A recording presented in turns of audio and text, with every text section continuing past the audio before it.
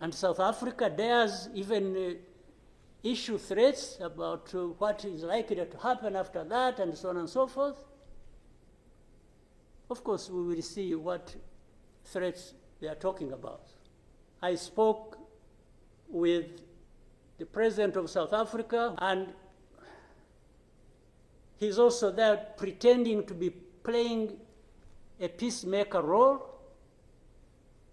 and he has a force that has been fighting alongside FDLR and has been fighting the M23 on the instructions of Tshisekedi, because these are, if your interests were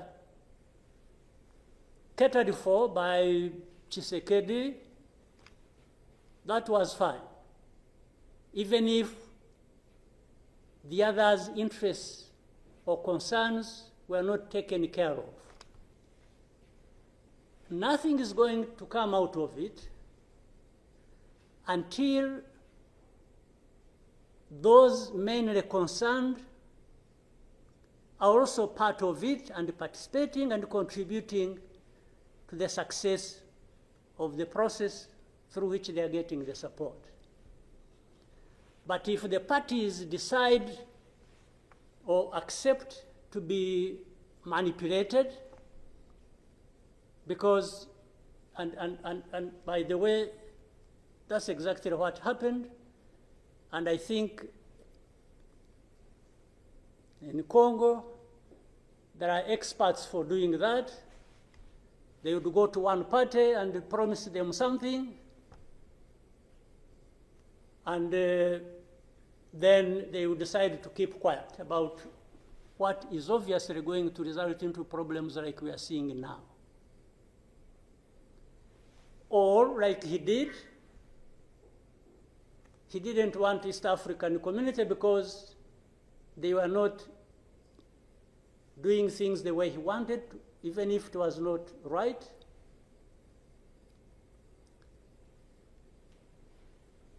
He got rid of them and he decided to bring in SADC. SADC was, without any question, coming to assist Tshisekedi to fight alongside FDLR, these murderers of our people here in this country, to fight against mercenaries, and to have Burundi on ethnic political basis decide to support Tshisekedi in whatever endeavor, including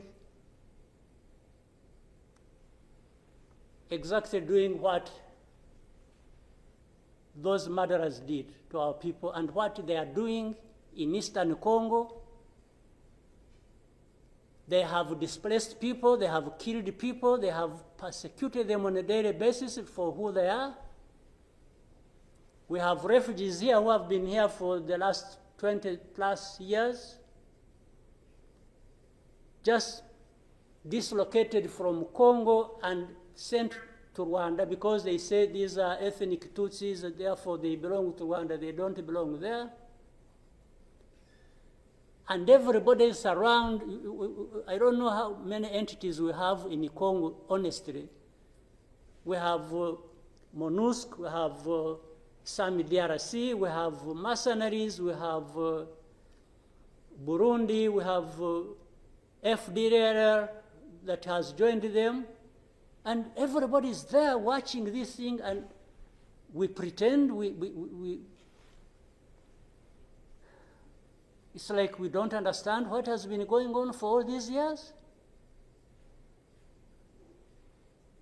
And then when things like this of last week erupted, we behave like we are surprised or we are concerned about humanitarian crisis, about this and that. Isn't persecuting and killing people and displacing them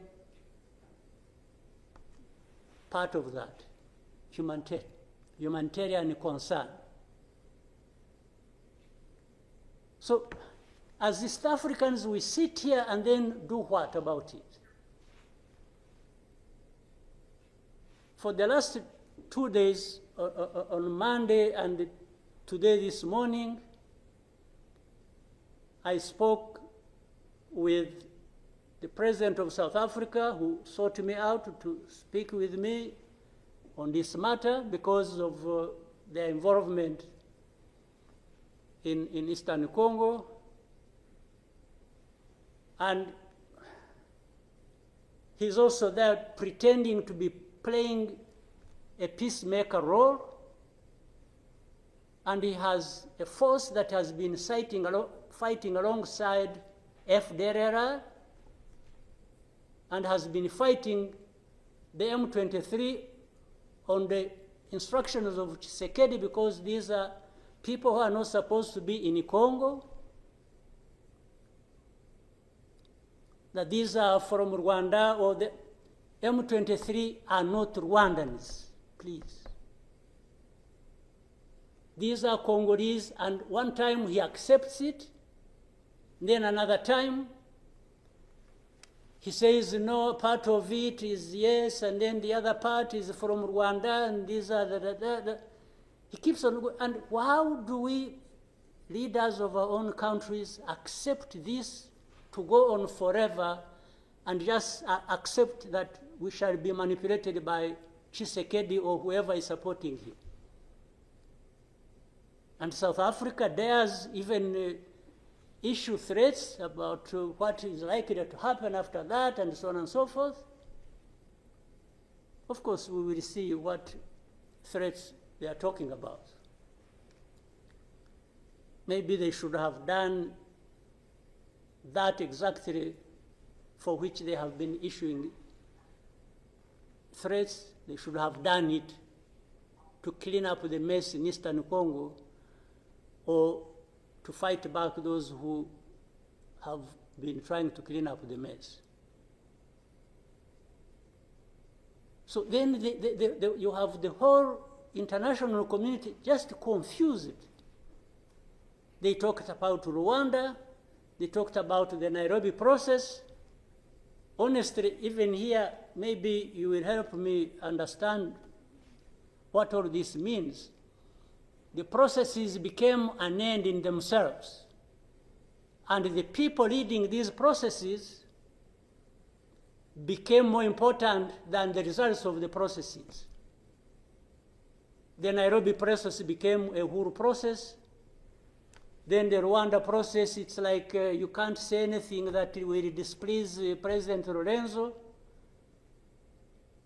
Definitely, this does not help deal with such a serious matters as we are faced with today. That in the end, just because they can't be addressed, we have such a situation like we have now. And if anybody, and above all, I don't understand how Tshisekedi keeps thinking that he will resolve the problems to do with rights of people militarily.